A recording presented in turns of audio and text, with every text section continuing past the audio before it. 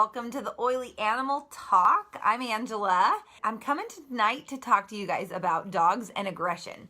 So if you have friends that are dog people, please tag them in this video. A couple of things before I get started into the specifics and the oils that we're going to talk about for aggression.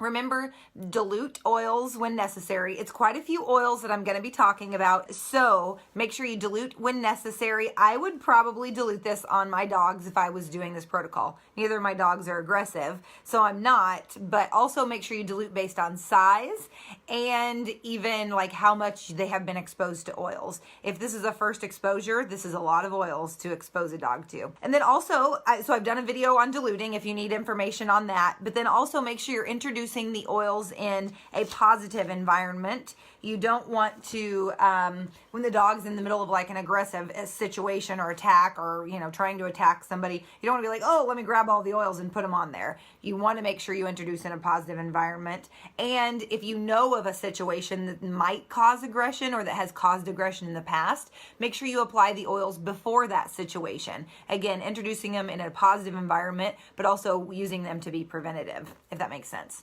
So, I want to mention that I am using the Essential Oils Animal Desk Reference. The first edition is where I found this information, and I'm on page 194. So for those of you who have it, it's a great, easy way to go and reference it. But also make sure that, if you get it in the future, just make note if that's where it is, if you don't have the book yet. So first thing you're going to do if you have an aggressive dog is you're going to apply Valor to the head and shoulders, and then you're going to apply Valor combined with Inner Child to the chest area. So again, keeping in mind, they smell so good, keeping in mind that you're going to dilute based off of the size of the dog and how much exposure they've had. Then the next thing you're going to do is apply grounding to the paws.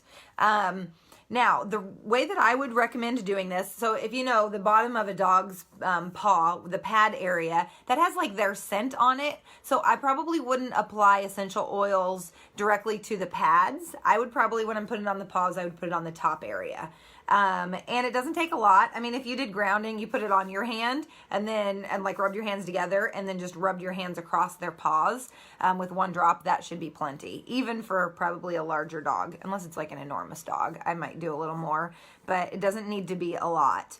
Then the next thing that you're going to do is you're going to apply 2 drops of forgiveness over the heart and the abdomen. So again, I'd probably do 1 drop for a dog my size over each area. Smaller dogs, 1 drop, or even making sure that you're diluting it. And then the next thing that you are going to apply is release. This is going to be over the abdomen, so you're layering it on top of the forgiveness that you've already put on the abdomen area. And so for those of you who are familiar with these oils, we're really targeting a full spectrum of emotions, because a lot of times you probably don't know what has caused the aggression. It's probably a dog that's been rescued, been in foster care, been in a shelter, those kinds of things. So just want to make sure that we're targeting all the different areas of possibility for the oils. And then the next thing you're going to do is you're going to do T-Away or Trauma Life, depending on which you have. And you're going to apply this to the tips of the ears. Choose one or the other. If you don't have one and you need them, I would start with T-Away for a couple of reasons. It is more cost effective, but it's also specifically designed for animals. If you need something like upgrade beyond T-Away, that's when you would go to Trauma Life and that. So it's going to be the tips of the ears. Make sure you don't ever get the oil inside the ear canal. So it's kind of, if their ears are up, it's the point, or if it's down, it's obviously the point that's coming down. So the point of the ears, I would say. And then you're going to finish with White Angelica. White Angelica is amazing for like protection. If you're going into a negative environment, you can use White Angelica to kind of protect yourself, and it's part of the Great Day protocol. So White Angelica is what you're going to finish off with, and you're going to put it on the spine. So probably what I would do, because you're going to feather it. So you're going to start at the butt and go to the head, and you're just going to feather it. So if you're familiar with raindrop technique, there's one of the techniques is feathering. So you can put it on the tips of your fingers, and that would be plenty to just move up, feathering. Cool? So again, that's for dogs with aggressive situations, or aggressive issues and stuff.